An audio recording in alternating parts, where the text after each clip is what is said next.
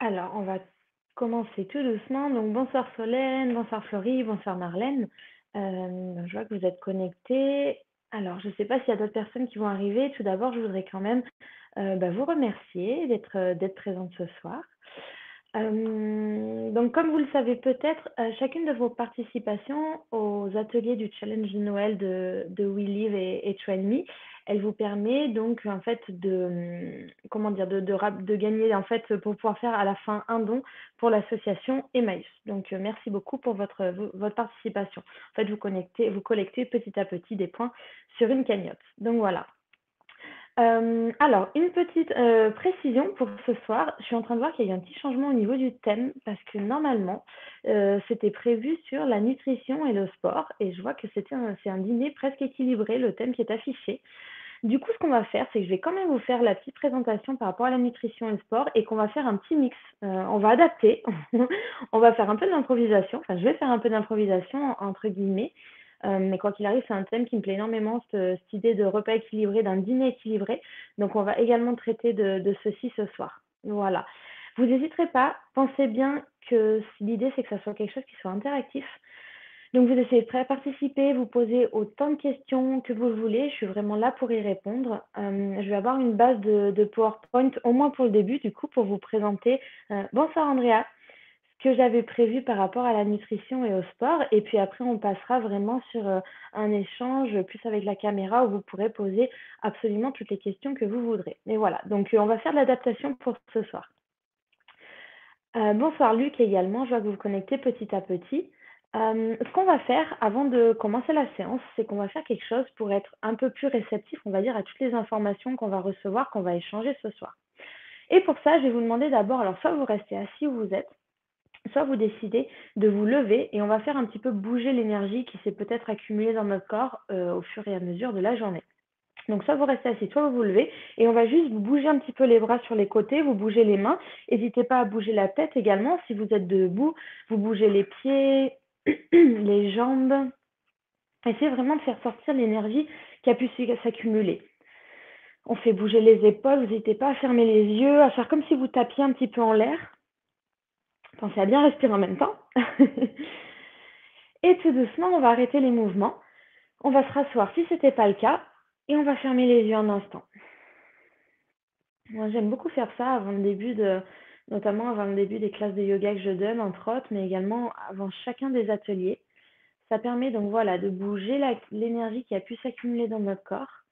Et ensuite, en fermant les yeux et juste en ramenant l'attention à l'intérieur de nous, de revenir au moment présent. Donc, on va essayer de prendre de grandes inspirations et expirations par le nez uniquement. Essayez de vraiment gonfler votre ventre au maximum et de le laisser se rétracter avec chacune des expirations. On va prendre quelques respirations profondes ici. Essayez de reposer complètement tout le poids de votre corps à l'endroit où vous êtes assis. Sentir vos points de contact, notamment peut-être sur l'arrière des cuisses, au niveau des fessiers, au niveau du dos. À la prochaine expiration, on va relâcher encore un peu plus nos épaules. Essayez de bien vous décontracter. Peut-être en profiter pour observer un petit peu ce qui se passe à l'extérieur et également à l'intérieur de vous-même. On va prendre encore 2 respirations complètes ici. Rappelez-vous qu'à l'inspiration, vous gonflez au maximum le ventre et les poumons. Et on fait sortir l'air le plus doucement possible. Une dernière fois, on inspire. Et on expire. Et tout doucement, on va réouvrir les yeux pour justement pouvoir commencer l'atelier. Donc, de nouveau, bonsoir à ceux qui nous ont rejoints en cours de route. Je vois que Corinne s'est rajoutée, Jérôme également. Comme je le disais au départ, il y a eu, je crois, un petit souci d'information entre guillemets, parce que moi j'avais prévu donc que ce soit un thème de l'atelier donc sur la nutrition et le sport. Et je viens de m'apercevoir, je me suis aperçue il y a peu que c'était sur l'idée d'un dîner équilibré. Donc ce qu'on va faire, c'est qu'on va mixer un petit peu tout ça.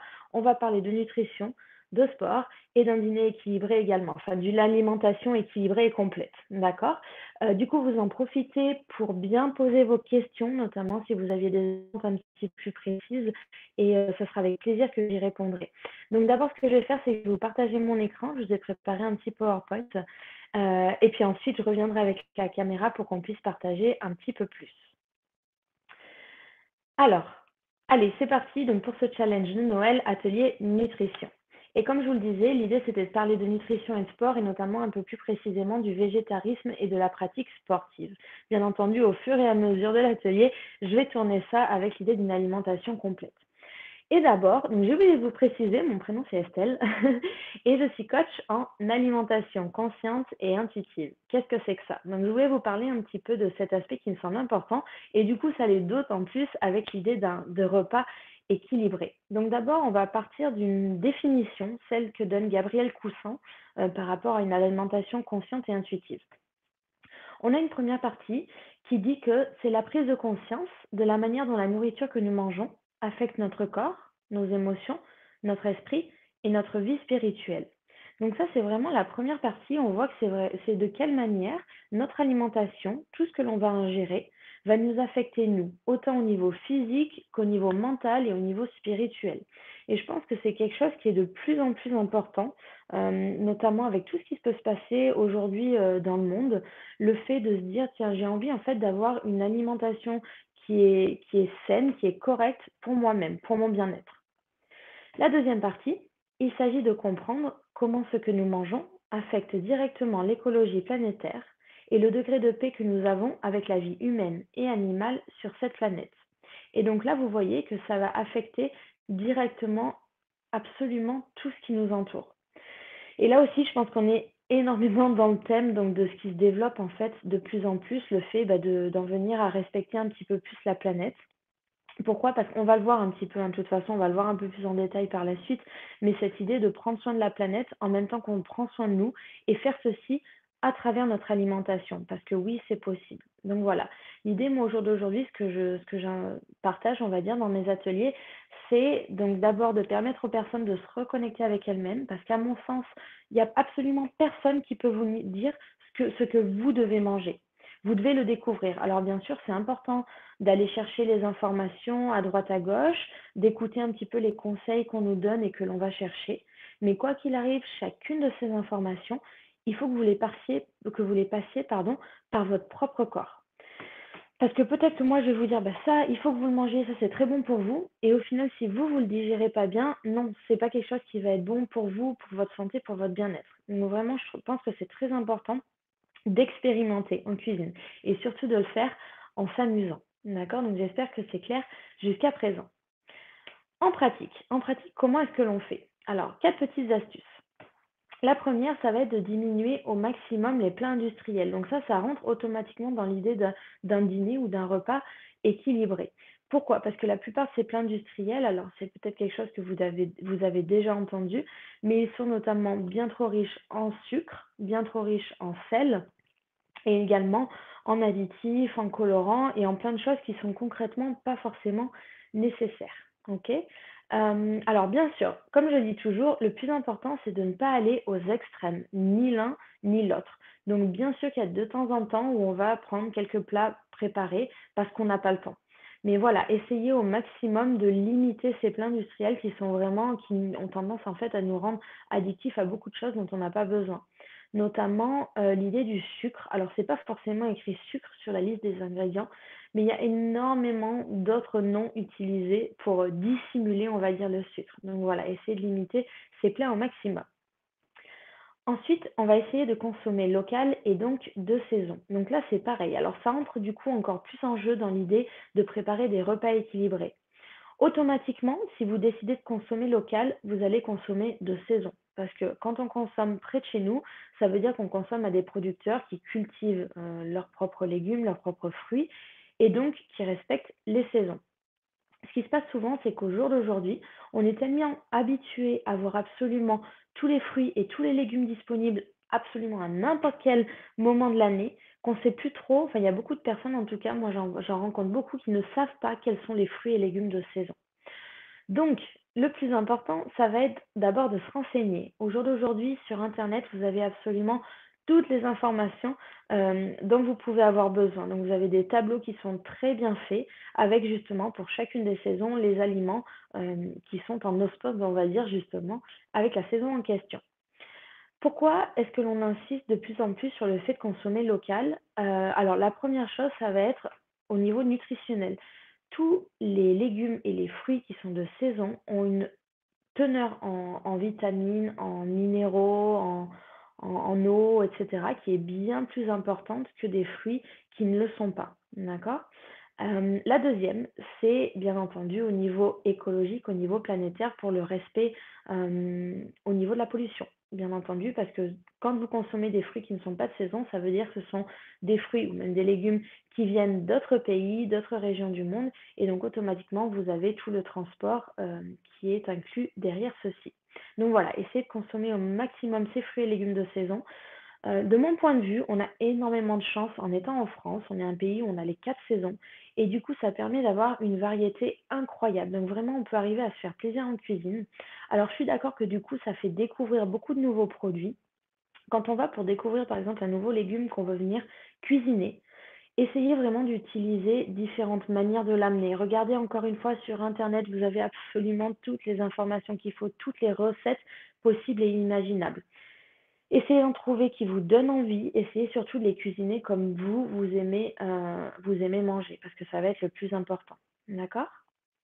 Ensuite, la troisième petite astuce, ça va être de diversifier son alimentation. Et c'est bien entendu lié à ce que je viens de vous dire. Essayez des nouveaux fruits, essayez des nouveaux légumes et surtout des manières différentes de les cuisiner. Pourquoi? Parce que vous allez découvrir l'aliment sous différentes formes. Peut-être manger l'un cru, le même cuit, voire différentes manières de le préparer. Et automatiquement, en diversifiant votre alimentation, ça on va en parler un petit peu plus profondément tout à l'heure, mais vous allez vraiment apporter à votre corps tout ce dont il a besoin. D'accord? Et enfin, ça va être de prendre le temps de cuisiner. Alors, je sais très bien qu'au jour d'aujourd'hui, la plupart d'entre vous enfin d'entre nous plutôt, on a des rythmes de vie qui sont assez accélérés, on va dire, entre le travail, la maison, peut-être les enfants, les courses, tout ce qu'il y a à faire. Mais quand je dis prendre le temps de cuisiner, c'est pas forcément passer 3 heures derrière vos fourneaux, parce que je comprends que vous n'ayez pas forcément envie, après une journée de travail, de passer des heures et des heures en cuisine. L'idée, c'est juste de trouver 20-30 minutes. Il y a excusez-moi, énormément de recettes qui peuvent se préparer en 20 à 30 minutes. Et du coup, alors pourquoi? Deux choses. La première, c'est que quand vous cuisinez, euh, vous allez pouvoir justement, ben, prendre un temps où vous allez pouvoir vous amuser, parce que le but c'est de vous amuser, c'est pas que ça devienne une corvée. Essayez vraiment de le tourner comme un peu une expérimentation, vous savez, comme si vous étiez un scientifique et que vous essayez de cuisiner de nouveaux plats. La deuxième, c'est que automatiquement, on transfère en quelque sorte notre énergie dans la nourriture qu'on cuisine. C'est pour ça notamment, vous savez qu'on dit souvent que la nourriture de la maman, c'est en général la meilleure. Pourquoi? Parce qu'elle y met énormément d'amour dans ce qu'elle cuisine pour ses enfants, pour sa famille. Donc voilà, essayez de prendre du bon temps en cuisinant et surtout, de justement d'emmener cette énergie, votre énergie, dans les aliments que vous préparez. Donc, les petites astuces justement pour petit à petit arriver à une alimentation un peu plus consciente et intuitive, que ce soit pour votre bien-être et également pour le bien-être de la planète et des animaux. Ok? Allez, on continue et on va justement parler un petit peu plus. Ah non, une petite citation que j'adore, qui dit que quand je me soigne moi-même, je soigne le monde. Donc, c'est une citation d'Isha Judd, qui est une maître spirituelle. Alors bien sûr, elle, à la base, elle n'a pas forcément dit cette phrase par rapport à l'alimentation, mais je pense que ça rentre vraiment dans le contexte. L'idée de quand on prend soin de soi-même, donc notamment au niveau alimentaire, automatiquement, on va prendre soin du monde. Ok? Et donc, comme je vous le disais, on va parler un petit peu plus théorie au niveau d'une alimentation complète. Donc ça, bien entendu, ça rentre plus dans le thème justement d'un dîner, d'un repas équilibré. Les aliments, alors, je ne sais pas si c'est quelque chose que vous savez, mais c'est quelque chose qu'on entend peut-être un peu plus souvent, ils contiennent des micros et des macronutriments. Donc les macronutriments, ce sont ceux dont nous avons le plus besoin et ce sont trois catégories. Vous avez les glucides, les lipides et les protéines. Donc ces 3 catégories, on ne va pas s'attarder dessus tout de suite parce qu'à la fin, justement, je vous ai préparé un petit tableau qui résume, avec plein d'aliments donc, dans chacune des catégories. Donc, voilà, on ne s'attarde pas tout de suite là-dessus, on en parlera tout à l'heure. Et ensuite, vous avez les micronutriments, qui sont ceux dont on a besoin en moindre quantité, mais qui sont tout aussi, voire encore plus essentiels pour notre corps. Et donc, parmi ces micronutriments, vous avez les vitamines, les minéraux, les oligoéléments, les enzymes, l'eau et les fibres. Ok? Donc, une petite idée au niveau proportion. Pour avoir une alimentation qui est complète, il nous faut environ, et j'insiste sur le environ parce qu'automatiquement, toutes ces données que je partage avec vous, elles vont dépendre. Alors, rappelez-vous qu'on est des êtres humains uniques, donc automatiquement, c'est à adapter à chacun d'entre nous. Mais il nous faut environ 15% de protéines, 25% de lipides et 60% de glucides.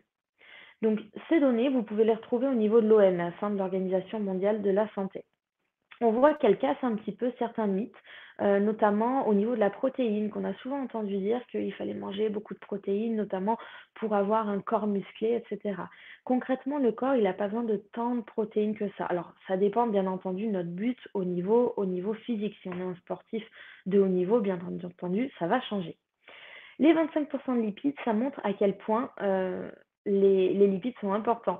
Il y a une expression qui est très connue en France, le gras, c'est la vie. Mais concrètement, oui, le gras, c'est la vie. Parce que notre corps a réellement besoin de gras.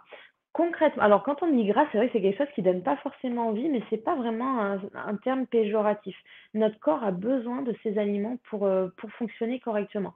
Et ça, encore une fois, ces 3 catégories, on va en parler plus en détail vers la fin de la présentation.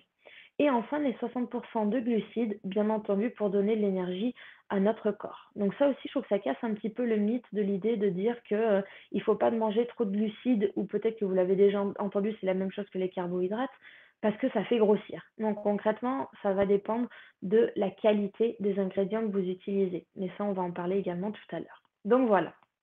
Donc pour un petit rappel, cette formation, cet atelier, et vous allez le retrouver en replay. Donc n'hésitez pas à simplement observer, écouter, regarder, pas forcément prendre de notes, juste, on va dire, laisser les informations vous traverser, vous pourrez revenir dessus plus tard.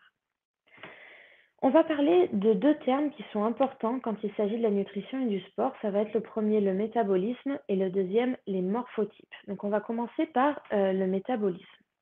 Le métabolisme, ça représente l'ensemble des réactions qui se produisent au niveau cellulaire, donc dans votre organisme, et il est composé de 2 phases couplées. Vous avez d'une part l'anabolisme, qui est le résultat de la digestion de ce que nous ingérons, dans le but de construire ce qui compose notre corps, donc notamment les muscles.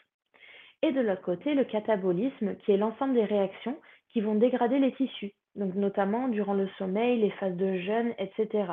Donc en gros, pour résumer, l'anabolisme, c'est la construction de muscles et le catabolisme, c'est la destruction de muscles. Okay. Un terme qui est également très important au niveau du métabolisme, enfin plutôt 2 termes, ça va être l'idée de métabolisme lent et de métabolisme rapide. Donc pourquoi est-ce que je vous parle de métabolisme ce soir? Comme je vous le disais au départ, l'idée c'est d'apprendre à comprendre en fait comment fonctionne votre propre corps. Et de là, vous allez savoir comment vous alimenter, quel sport réaliser, etc. Donc, il y a des personnes qui ont ce que l'on appelle un métabolisme lent. C'est-à-dire que quand elles vont manger donc un repas, elles vont mettre énormément de temps à digérer. Et ça va vraiment demander plus d'efforts à leur corps. Notamment, c'est des personnes qui ont tendance à un petit peu plus stocker quand elles ingèrent des aliments. À l'opposé, vous avez le métabolisme rapide. Donc, les personnes qui ont ce genre de métabolisme, elles ont tendance à tout de suite digérer les aliments qui passent à travers leur estomac, et automatiquement, c'est des personnes qui ont tendance à brûler rapidement toutes les calories ingérées. Une notion importante quand on parle de métabolisme, alors c'est une notion qui vient de l'Ayurveda. L'Ayurveda, c'est une science, on va dire, qui vient de l'Inde, qui a été inventée il y a plus de 5000 ans, qui est basée absolument sur tout ce qui peut être naturel et qui considère que à travers notre alimentation, et uniquement l'alimentation, enfin l'alimentation et le mode de vie pour être plus précis, on va pouvoir guérir n'importe quelle maladie et surtout les prévenir. Et en fait, selon l'Ayurveda, Notre estomac, fonctionne grâce à ce qu'on appelle AGNI, AGNI, qui est en fait le feu concrètement qui est à l'intérieur de l'estomac et qui va venir brûler ce que vous ingérez. Et donc les personnes qui ont un métabolisme lent, ça va être des personnes qui ont un feu digestif qui est très faible, et à l'opposé, les personnes qui ont un métabolisme rapide ont un feu qui est très actif et qui du coup permet de brûler directement tous les aliments ingérés. Donc j'espère que pour l'instant c'est clair. Je vais partager avec vous 6 astuces pour pouvoir booster son métabolisme. Parce que du coup, au plus vous boostez votre métabolisme et au plus vous allez digérer facilement les aliments que vous allez ingérer. La première astuce, ça va être de s'hydrater correctement. Donc ça, c'est quelque chose qu'on entend souvent, le fait de boire 1,5 litre d'eau par jour, blablabla. L'idée, alors moi, j'aime pas forcément donner un chiffre exact parce que encore une fois, ça va dépendre de chacun. Moi, je sais que je suis quelqu'un qui avait pas forcément l'habitude de boire beaucoup il y a encore 3-4 ans. Et ce que j'ai fait, c'est que pour m'habituer, j'ai toujours en permanence avec moi une gourde pour être sûre de boire tout au long de la journée. Alors, une petite précision sur le fait de s'hydrater correctement. Comme je vous le disais juste avant, l'idée c'est que comme on a un feu à l'intérieur de l'estomac, donc un feu digestif, si vous ingérez alors de l'eau ou des liquides qui sont froids, automatiquement ça va venir éteindre ce feu digestif. Donc si à l'opposé on veut venir booster notre métabolisme, on va essayer de boire de l'eau à température ambiante ou alors de boire des boissons chaudes comme des thés ou des tisanes. Donc le premier point important, j'en profite justement pour boire un peu étant donné que je suis en train de parler. Vous n'hésitez pas à faire la même chose. La deuxième petite astuce, ça va être de dormir suffisamment. Donc rappelez-vous que pendant votre sommeil, votre corps, lui, il n'est pas forcément complètement au repos. Il va au contraire en profiter pour régénérer toutes les cellules, pour se reposer et que vous soyez en forme le lendemain. Donc vraiment, le sommeil, c'est quelque chose de très important. Encore une fois, on entend souvent des chiffres qu'il faut dormir 8 heures, etc., etc. Concrètement, le plus important, c'est que vous vous sentiez en forme quand vous vous réveillez. Parce qu'il y a des personnes qui, oui, qui vont peut-être dormir 8 heures, mais au final qui ont un sommeil qui est tellement agité qu'elles ne vont pas forcément se sentir reposées le lendemain. Donc les petites astuces pour arriver à dormir un peu plus tranquillement, ça va être le soir d'essayer de couper notamment avec le travail ou avec toute activité physique au moins 2 heures avant d'aller au lit. Essayer de limiter aussi au maximum les écrans, se prendre toujours une petite demi-heure avant d'aller dormir, soit en lisant un livre, soit en partageant avec quelqu'un qui est dans votre foyer, vraiment en ayant une activité plus calme, hein. Voilà, c'est des petites choses. Également quelques respirations profondes, comme on l'a fait tout à l'heure, voire un petit peu bouger l'énergie qui a pu s'accumuler tout au long de la journée dans votre corps, et ensuite, comme on l'a fait, fermer les yeux, prendre quelques respirations complètes pour vraiment revenir au moment présent. La troisième astuce, ça va être d'augmenter sa masse musculaire. Et c'est là qu'entre en jeu le deuxième mot dont je vous parlais tout à l'heure, qui est les morphotypes. Il existe 3 morphotypes, donc ectomorphes, mésomorphes et endomorphes. Encore une fois, on parle de ceci, donc je vais vous donner un peu plus d'explications sur chacun des morphotypes, mais l'idée c'est que vous puissiez comprendre quel est le morphotype qui correspond à votre propre corps et du coup de pouvoir adapter votre alimentation et peut-être également votre activité physique pour arriver à vos objectifs. Le premier morphotype, ça va être les ectomorphes. Donc, ce sont des personnes qui ont un physique qui est plutôt sec, qui est dessiné et qui est assez bien défini.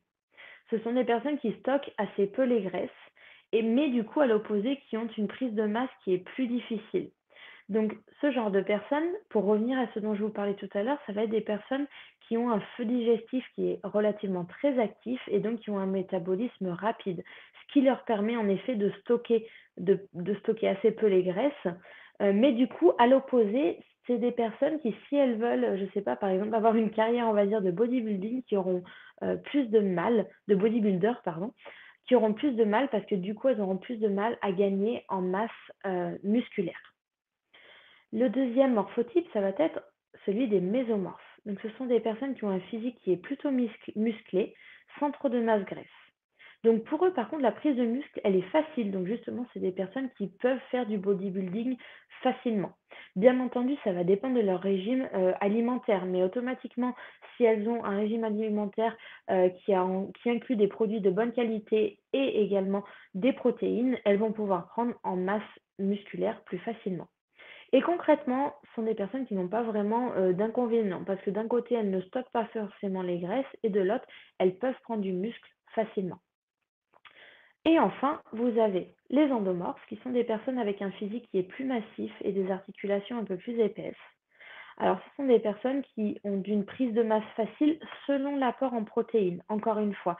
Donc, avec un régime alimentaire qui serait spécifique, qui inclurait moins de lipides justement et plus de protéines, elles vont pouvoir gagner en masse musculaire. Par contre, c'est des personnes qui ont tendance à stocker du gras, qui ont ce risque de stocker un peu plus élevé. Donc, toujours faire un petit peu attention à ceci. Quoi qu'il arrive, parmi ces morphotypes, rappelez-vous que le plus important, ça va être d'avoir une alimentation qui soit de bonne qualité. Ça, encore une fois, on va en parler un petit peu plus tout à l'heure. Et donc, j'ai oublié de vous le préciser, donc les ectomorphes et les mésomorphes, ce sont des personnes qui ont un métabolisme rapide, qui ont un feu digestif qui est fort. Et les endomorphes, ce sont des personnes qui ont un métabolisme plus lent et qui, du coup, ont un feu digestif moins élevé. Alors, bonsoir François, je vois qu'il y en a qui se connectent petit à petit, donc j'ai fait une petite pause, hop, et on revient à la présentation. Donc j'espère que c'est clair jusqu'à présent. Encore une fois, rappelez-vous que cet atelier est en replay, donc vous n'hésitez pas à le consulter par la suite.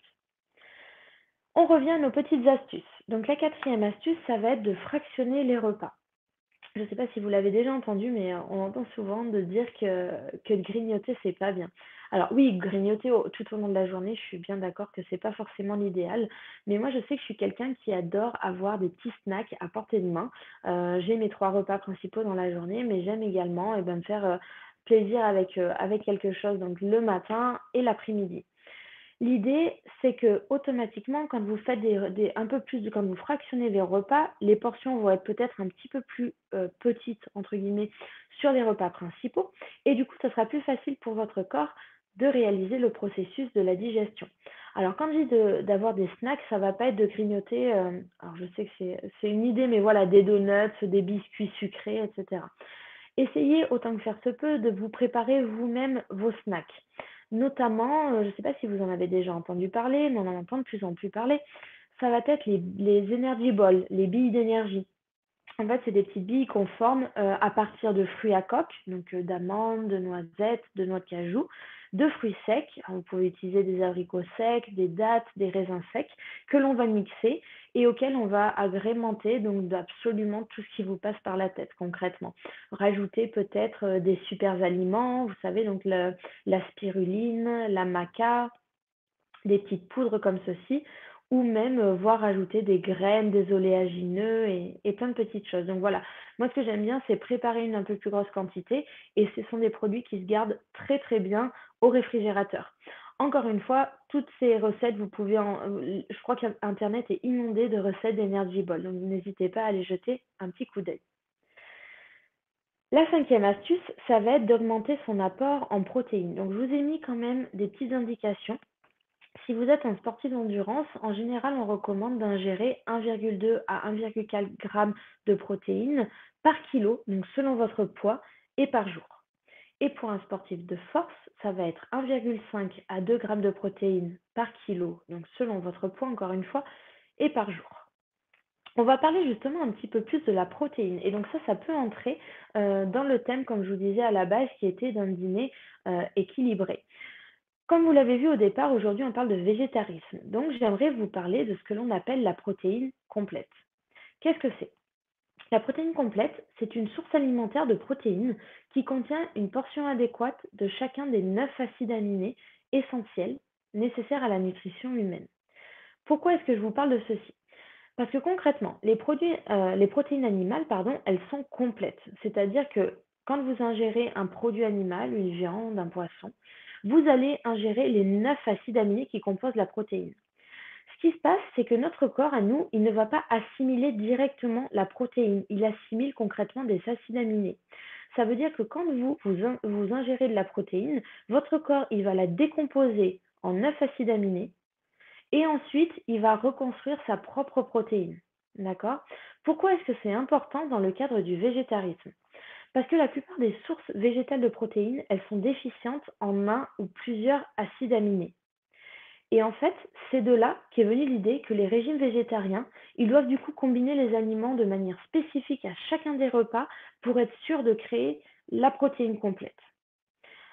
Pourquoi est-ce que je dis que c'est une idée? Parce que concrètement, si vous êtes végétarien, végétalien ou même omnivore, si vous êtes un être humain qui vit dans un pays industrialisé, donc en l'occurrence en France, vous mangez généralement plus d'un repas par jour. Je suppose que vous en mangez au moins 2 ou 3.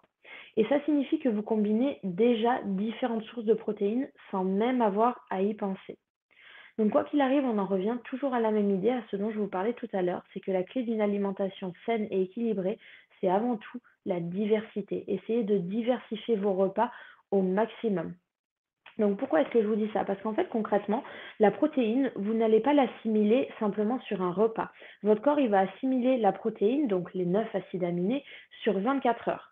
Ça veut dire que sur 24 heures, selon le nombre de repas que vous allez ingérer, votre corps, il va faire un petit topo, un petit résumé, on va dire, de tous les acides aminés que vous aurez ingérés durant la journée et qu'en mixant ces acides aminés, il va pouvoir justement créer la protéine complète dont vous avez besoin.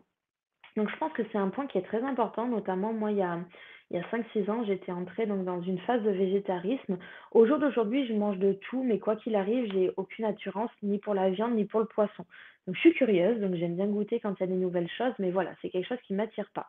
Mais quoi qu'il arrive, je suis passée par une phase de végétarisme et quand au début, je me suis un petit peu informée sur Internet et j'ai vu cette idée de que à chaque repas, il fallait que je le combine d'une manière spécifique, je me suis dit que concrètement, manger végétarien, ça allait être une prise de tête, que ça allait être compliqué. Alors qu'en fait, pas du tout. Et ça rentre encore une fois dans l'idée, comme je vous disais, d'un dîner équilibré. Notamment le soir, on recommande vraiment d'essayer de ne pas manger de viande ou de poisson. Pourquoi? Parce que c'est des aliments en fait qui sont plus difficiles pardon, à digérer pour votre corps. Et en fait, au niveau végétarien, vous avez énormément de recettes à réaliser, des choses, de découvrir en fait de nouveaux produits. Et à travers la découverte de ces nouveaux produits, justement, vous allez emmener de la diversité à l'intérieur de vos repas. Donc voilà, encore une fois, c'est diversifier au maximum. Notamment, un petit exemple, c'est que vous avez énormément d'acides aminés dans ce que j'appelle les feuilles vertes, c'est-à-dire dans les pousses d'épinards, au niveau du choucal, au niveau notamment du brocoli. C'est des produits qui ont énormément d'acides aminés. Donc en fait, rien qu'en consommant ces produits, vous apportez une partie de la protéine à votre corps. D'accord? Enfin, on va dire l'un des maillons de la chaîne pour que votre corps puisse produire de la protéine. On revient donc à nos astuces et on va justement arriver à la dernière qui est de choisir les bons aliments. Et c'est là qu'on en vient au fameux tableau dont je vous parlais au départ, avec tout d'abord les sources de lipides sains. Donc on va parler d'abord de l'avocat. Alors l'avocat c'est vraiment un... Alors à mon sens c'est un fruit, alors je ne sais pas trop si c'est un fruit ou un légume, il y a un petit peu les deux avis. Mais l'avocat ça va être un produit contient énormément de lipides sains. D'accord? Alors on parlait tout à l'heure du fait de respecter l'environnement. Il y a très peu d'avocats qui sont cultivés en France. La plupart du temps, ils viennent de l'étranger. Quoi qu'il arrive, encore une fois, le but, c'est de ne pas aller à l'extrême. C'est pas de se dire non, ça vient de l'étranger, donc j'en consomme pas du tout. Ok, si de temps en temps j'ai envie de me faire plaisir en consommant de l'avocat, pourquoi pas en acheter un et à ce compte-là vraiment en profiter quand vous le mangez. Donc voilà, tout d'abord l'avocat. Ensuite, vous avez les fruits à coque, dont je vous parlais par exemple pour la réalisation des energy balls. Donc les noix, les noisettes, les amandes, les pistaches, etc. Il y en a énormément. Encore une fois, peut-être essayer de les consommer si possible français. Il y en a alors pour certains c'est compliqué, hein. Notamment, ce qui se passe souvent, ça va être au niveau de prix de vente. Automatiquement, ceux qui viennent de l'étranger ont un prix qui est beaucoup moins onéreux. Les fruits à coque, ce que je vous recommande, donc vous pouvez les consommer secs, essayez quoi qu'il arrive de les acheter le plus naturel possible, c'est-à-dire autant que possible donc sans sel ajouté et également qu'ils ne soient pas grillés ni frits. Une autre petite astuce au niveau des fruits à coque pour vraiment les ingérer au maximum de leur capacité, ça va être de les faire tremper. Alors, le fait de faire tremper, c'est peut-être quelque chose dont vous avez entendu parler, notamment au niveau des légumineuses et des céréales. On recommande souvent, vous savez, de les mettre en fait dans un bol d'eau et de les laisser par exemple toute la nuit. Pourquoi est-ce on conseille en général de faire ça? Parce que ce sont des produits qui contiennent notamment des antinutriments. Les antinutriments, en fait, c'est des petites bêtes, on va dire, qui, quand vous ingérez ces produits, vont venir en fait voler en quelque sorte à votre corps vos nutriments. Donc c'est pour ça qu'on appelle ça les antinutriments. Et quand vous mettez ces aliments à tremper dans de l'eau, vous avez ces antinutriments, pardon, qui vont partir justement dans l'eau de trempage. Notamment, c'est pour ça qu'on insiste bien à chaque fois pour dire que cette eau de trempage, on ne l'utilise jamais. Je ne sais pas si vous avez déjà fait des laits végétaux chez vous, pardon. Donc, ce sont des laits qui sont à base, par exemple, d'amandes, de graines de tournesol. Ce qu'on fait, c'est qu'on fait tremper d'abord, par exemple, les amandes dans de l'eau. Et le lendemain, on va jeter l'eau de trempage, on va mettre les amandes dans le blender et on rajoute une eau qui soit propre, disons. Donc voilà, l'idée c'est que vous pouvez faire la même chose avec les fruits à coque, parce que du coup ces fruits, ils vont se gorger d'absolument toutes les vitamines et minéraux dont ils ont la capacité. Ensuite, vous avez l'huile d'olive vierge. Donc quoi qu'il arrive, essayez de prendre l'huile d'olive de la meilleure qualité que vous puissiez, qui soit le plus possible pressée à froid. J'ai mis l'huile d'olive, mais quoi qu'il arrive, je pense que c'est important de diversifier un petit peu, encore une fois, sa consommation d'huile. Moi, je sais que dans mes placards, j'ai toujours différentes huiles et je tourne, selon le plat que je vais réaliser, selon mon envie. Mais voilà, vous avez l'huile d'olive, l'huile de sésame qui peut être utilisée, l'huile de colza. Essayez encore une fois de prendre les huiles de la meilleure qualité que vous puissiez. Ensuite, vous avez les graines, donc les graines de tournesol, de sésame, de courge, de lin. C'est des graines, c'est tout petit, mais concrètement, ça va être des bombes de nutriments pour votre corps. Et c'est des choses qui s'intègrent super facilement à toutes les préparations. Donc, comme on était censé, comme je vous disais, de parler d'un dîner équilibré, vous pouvez intégrer super facilement, faire un petit mélange de graines et les intégrer, par exemple, les saupoudrer au niveau d'une soupe.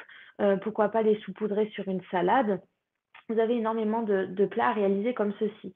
Notamment, moi, il y a quelque chose que j'aime beaucoup comme on est en hiver, donc quand je réalise des soupes le soir, le but, c'est pas de rester sur sa faim. Et moi, en général, si j'ai qu'une soupe à manger, concrètement, j'ai encore faim. Du coup, j'aime beaucoup agrémenter mes soupes d'un crumble salé. Donc l'idée, c'est comme de prendre une recette de crumble que vous auriez réalisée avec du sucre, mais d'enlever le sucre et de rajouter justement des petites graines à l'intérieur pour justement venir nourrir votre corps en profondeur. Et enfin, vous avez les olives. Étant donné que c'est avec les olives qu'on réalise l'huile d'olive, ce sont des produits qui contiennent énormément de lipides sains. J'espère que c'est clair jusqu'à présent. On va passer à la deuxième catégorie qui est celle des glucides. Au niveau des glucides, et donc c'est ce qui va apporter de l'énergie à votre corps, on a la famille des céréales. Donc parmi les céréales, vous avez le riz complet, le blé complet, le maïs, les flocons d'avoine. Il y en a beaucoup d'autres, mais je ne voulais pas inonder la petite affiche. J'ai précisé le riz et le blé complet. Pourquoi? Parce qu'en fait, les céréales, au plus vous allez les acheter et qu'elles soient complètes, et au plus vous allez emmener des nutriments à votre corps. Donc vraiment, la différence entre un riz blanc et un riz complet, c'est que vous avez avec le riz complet toute la petite, j'ai perdu, non pas la petite écorce, mais vous savez, la petite enveloppe en fait à l'extérieur du riz, et c'est quelque chose qui contient énormément de vitamines notamment. Alors que le riz blanc, lui, il a été un peu plus raffiné, donc il apporte moins de choses à votre corps. Ensuite, vous avez les fruits. Ils vont vous apporter des glucides à travers le sucre naturel qu'ils contiennent. Encore une fois, essayez de consommer le plus possible des fruits de saison. Vous avez les tubercules, donc la famille des tubercules pardon, qui va comprendre la pomme de terre, la patate douce et l'igname. Et enfin, les légumineuses, donc toute la famille qui regroupe les pois chiches, les lentilles, les pois, etc. Donc ça, c'est peut-être des produits qui sont un petit peu nouveaux, qu'on n'a pas forcément l'habitude d'utiliser, quoique de plus en plus au jour d'aujourd'hui, mais qui vont vraiment être une source de glucides sains pour votre corps. Encore une fois, donc là, on voit les trois catégories, mais vous allez voir que dans la dernière catégorie, celle des protéines, on va automatiquement retrouver des produits qu'on a énoncés dans les catégories précédentes. Pourquoi? Parce que chacun des aliments ne contient pas un seul des macronutriments, ils en contiennent plusieurs. Donc en effet, les sources de protéines, alors végétales bien entendu, puisque c'était le thème d'aujourd'hui, une alimentation végétarienne. On va avoir les légumineuses, encore une fois, dont on a parlé juste avant. Vous avez également les feuilles vertes et les algues. Donc ça, vous savez, je vous en parlais tout à l'heure. Au niveau acide aminé, ça va être des produits qui en contiennent énormément et qui vont permettre à votre corps de créer sa propre protéine. Et les algues, donc vous avez les algues kombu, vous avez l'algue nori qui est notamment autour des sushis. C'est vraiment des produits que même si vous les ingérez en petite quantité, ça va être énormément bénéfique pour votre corps. Vous avez la famille des céréales, encore une fois qu'on a vu juste avant, et celle des pseudo-céréales, donc qui regroupe le quinoa, le sarrasin, le sésame. Alors, une petite précision quant à la protéine. Tout à l'heure, je vous disais que les sources de protéines végétales, elles ont bien souvent seulement quelques-uns des acides aminés. Il y a quelques exceptions, et notamment dans la famille des pseudo-céréales, ça va être le quinoa et les graines de sésame, qui ont, elles, la protéine complète. Vous avez également la spiruline, qui a la protéine complète, mais bon, rappelez-vous que vous l'ingérez, votre corps la décompose, puis la recompose comme il le souhaite. Ensuite, vous avez les fruits à coque et les graines, dont on a parlé justement juste avant. Et pour terminer, les œufs. D'accord? Donc ça va être toutes les sources végétariennes de protéines. Donc ce qu'on va faire, c'est qu'on va faire une petite pause, enfin non, une petite pause. De toute façon, donc quoi qu'il arrive, alors je vais vous mettre quand même, juste pour vous montrer, pardon, la dernière slide, tout simplement parce qu'en bas à droite, vous avez un petit arrobase avec mon nom sur Instagram. Pourquoi? Parce que c'est un Instagram où je poste énormément, notamment de recettes. Je parle d'alimentation consciente et intuitive. Je parle aussi de yoga et de sujets un petit peu plus de développement personnel. Mais si c'est quelque chose qui vous intéresse, n'hésitez pas à aller vous connecter pour piocher un petit peu des informations. Et du coup, je vais revenir avec la caméra. Et ce qu'on va faire, c'est qu'on va... Alors, je vois que Françoise, vous avez partagé, j'arrive tout de suite, je remets la caméra. Il s'agit de glumelles ou balles. Alors, je ne sais pas de quoi est-ce que vous êtes en train de parler. Et si vous voulez préciser, donnez une ou deux petites de plus de précision, juste pour que je comprenne un petit peu plus de quoi vous parlez. Donc, l'idée ici, c'est qu'on va pouvoir échanger un petit peu plus. Donc, j'aimerais bien que vous profitiez au maximum de la petite box, donc des questions, si vous en avez à poser. Quoi qu'il arrive, j'aimerais rajouter, donc Françoise, n'hésitez pas, je pensais au riz. Ah, d'accord, ok. Vous parlez de la petite enveloppe, du coup, je suppose, qui est à l'extérieur du riz. C'est de ça dont vous parlez, je suppose, par rapport au riz complet. Je vais attendre que. Donc, en même temps, prenez le temps de répondre et puis je vais continuer sur ma lancée. Donc, comme je vous le disais, comme à la base, il y a eu un petit couac au niveau du thème de la formation, comme c'était l'idée d'un dîner euh, presque équilibré. J'aimerais insister donc là-dessus par rapport au fait que on a les fêtes de fin d'année qui vont arriver, on va sûrement avoir des repas un petit peu plus chargés. Et l'idée pour certains, ça va peut-être être de venir compenser avec des repas ou des dîners qui soient un petit peu plus équilibrés. Françoise me précise que c'est ça. D'accord, super. Eh ben, merci beaucoup pour l'information, je ne savais pas du tout. Donc l'idée, moi je pense, mon avis par rapport à ça, c'est que encore une fois, on ne va pas aux extrêmes. Donc on va peut-être aller aux extrêmes cette fois-ci durant certains des repas de fin d'année, mais essayez de compenser de manière douce, c'est-à-dire de ne pas vous dire parce que j'ai trop mangé à l'un des repas, à l'opposé, je vais aller me restreindre et me priver sur le prochain dîner ou sur le prochain repas. Rappelez-vous que votre corps, il est super intelligent et que le but dans tout ça, c'est simplement vous de vous connecter avec votre corps, de comprendre comment est-ce qu'il fonctionne. Pourquoi? Parce que notamment, durant justement ces repas de fête de fin d'année, vous allez pouvoir vous arrêter avant justement de vous sentir par exemple écœuré. Pourquoi est-ce que je vous parle de ça? Parce que moi, je sais quand je suis passée en fait durant mon adolescence par divers troubles alimentaires, notamment de l'anorexie, j'ai fait de la boulimie, des choses comme ça. Et le fait de me réconcilier avec moi-même, d'apprendre à écouter mon corps, à voir comment est-ce qu'il fonctionnait, ça a été, je crois, la plus belle des choses qui puissent m'arriver. Pourquoi? Parce qu'au jour d'aujourd'hui, j'ai une alimentation qui est complètement intuitive.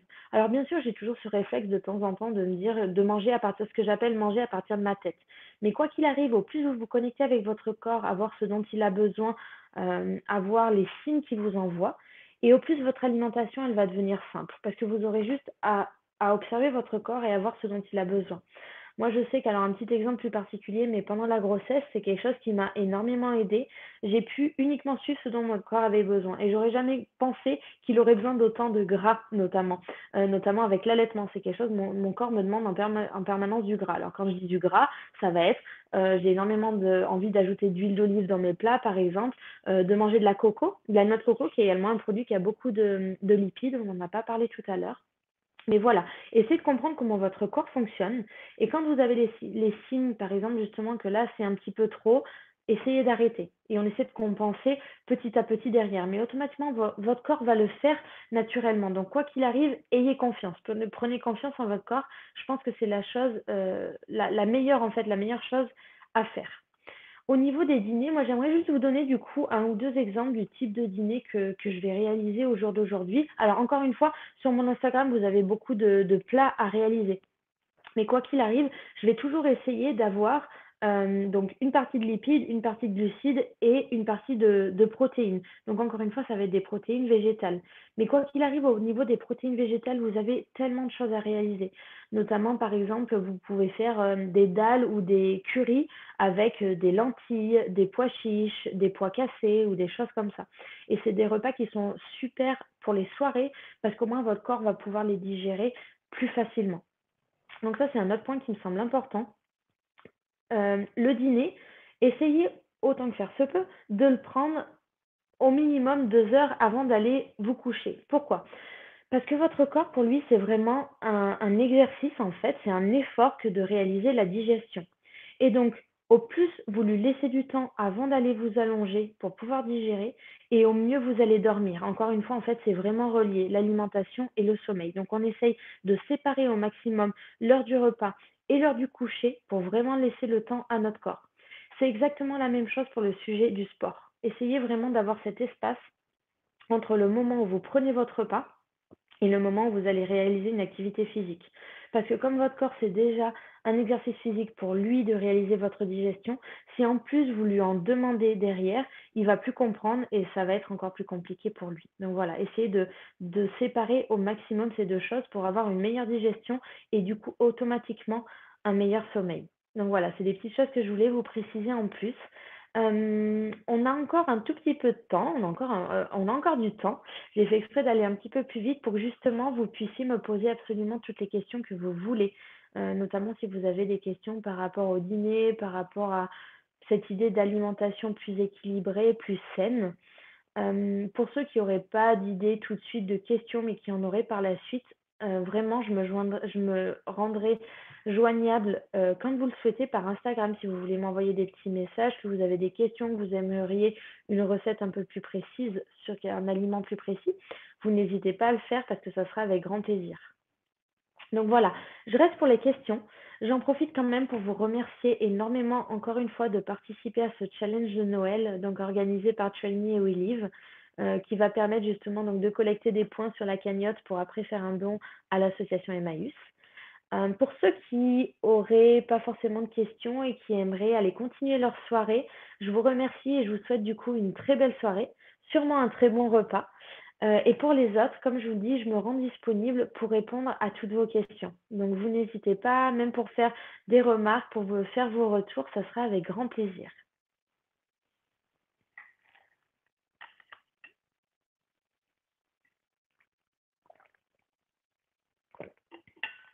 Donc voilà, je ne sais pas s'il y en a qui aimeraient parler d'un thème un petit peu plus précis. Encore une fois, si vous voulez revenir sur l'atelier par la suite, sachez que vous pouvez le faire.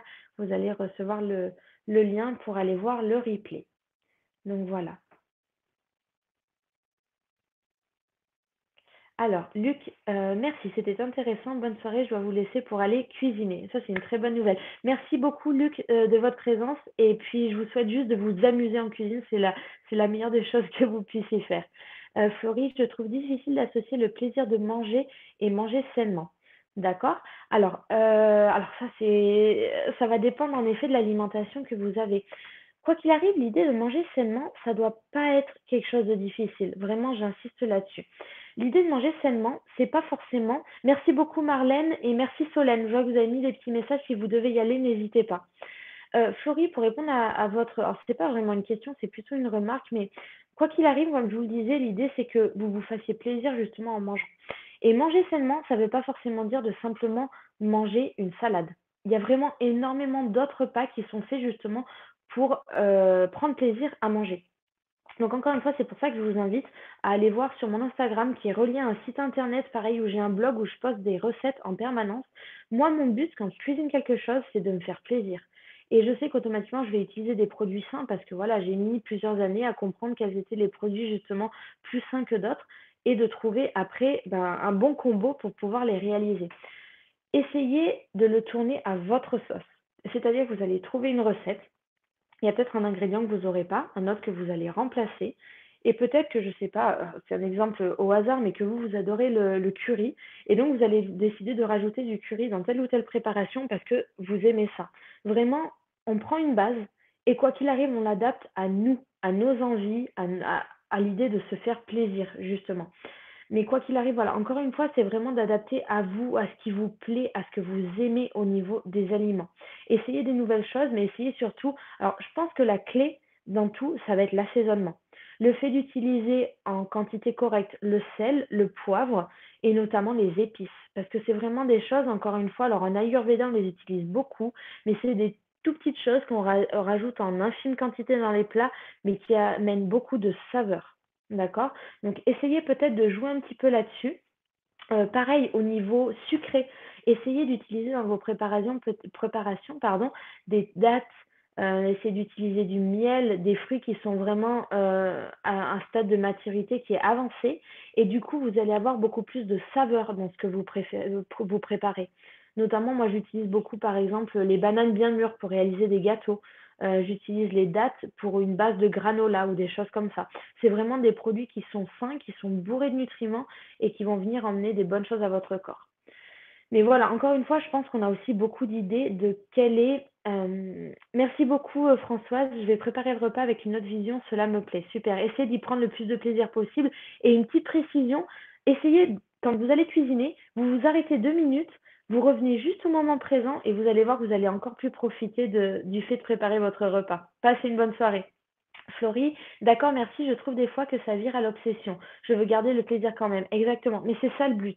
Et souvent, moi, je suis passée aussi par cette phase, justement, un petit peu d'obsession à me dire, il faut que je mange sainement, il faut que je mange sainement. Concrètement, le fait de manger sainement, il ne faut pas que ça reste bloqué sur une idée de ce que c'est de manger sainement.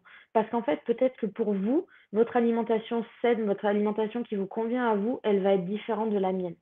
Donc, trouvez ce qui vous fait plaisir à vous en essayant petit à petit d'intégrer des aliments un peu plus sains. Notamment, je pense que ça, c'est un point qui est très important quand on veut réaliser un changement d'alimentation, c'est d'y aller étape par étape.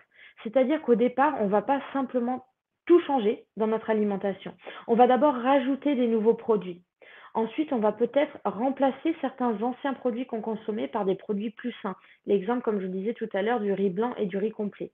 Et ensuite, une fois qu'on a eu le temps d'intégrer ces nouveaux produits, là, on va pouvoir supprimer les anciens produits qu'on n'a tout simplement plus envie de manger. Et ça, c'est quelque chose que je me suis rendu compte au niveau personnel, c'est qu'au jour d'aujourd'hui, comme je vous disais, mon corps ne me demande plus du tout tout ce qui est, bah, je sais pas, par exemple, les biscuits industriels ou encore de manger de la viande, des produits comme ça qui n'apportent pas forcément beaucoup de choses à mon corps. Mon corps ne me les demande plus. Mais c'est encore une fois un processus qui prend du temps. Essayez vraiment de le prendre ce temps pour vous. D'accord? Je comprends, il faut y aller progressivement. Exactement. Et ça, c'est pour tout dans la vie. Ça sert à rien de faire un changement trop brutal parce qu'en général, on revient au point de départ. Et c'est souvent ce qui se passe à travers, vous savez, les régimes. Les personnes qui font du régime, il y a un changement qui est tellement profond et surtout qui vient pas d'elles-mêmes, parce qu'on nous dicte en fait en général un régime, et du coup on en revient au point de départ. Non, le but c'est d'y aller petit à petit, d'apprendre à écouter votre corps, de trouver des recettes qui vous conviennent à vous. Et manger sainement, encore une fois, ça sert à rien d'aller aux extrêmes. Moi je sais que j'adore une ou deux fois par jour, pardon, ça serait un peu trop, par semaine, de me faire plaisir en mangeant une pizza. Et en fait, concrètement, même la pizza, elle peut être tournée d'une manière plus nutritive pour votre corps. Alors, si vous ne réalisez pas la pâte, peu importe, mais peut-être vous de réaliser la sauce tomate et d'utiliser des ingrédients sur la pizza qui sont un peu plus nutritifs. Parce qu'en fait, l'idée de tout ça, c'est que votre corps, lui, il va vous demander, par exemple, de manger ci, de manger ça, tant que vous ne lui avez pas apporté les nutriments dont il a besoin. Une fois que vous lui avez apporté tout ce dont il a besoin au niveau nutritif, il va plus avoir à vous demander, tiens, je veux grignoter ceci, regrignoter cela, il me faut quelque chose de sucré, etc. Donc voilà, j'espère que ça vous a aidé, Florie. Merci beaucoup. Je regarderai vos recettes pour changer de ma cuisine. Exactement.